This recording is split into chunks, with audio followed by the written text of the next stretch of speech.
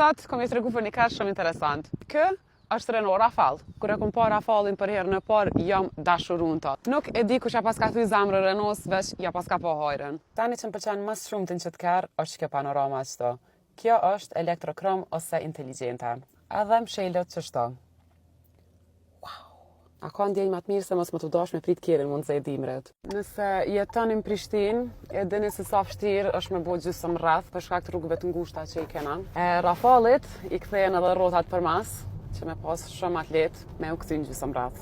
Rafali gjithashtu është kerr hibrid, deri në 80% vozitjes në qytet e ka elektrike. A ka ndaj farzërimi ky kerr, jo?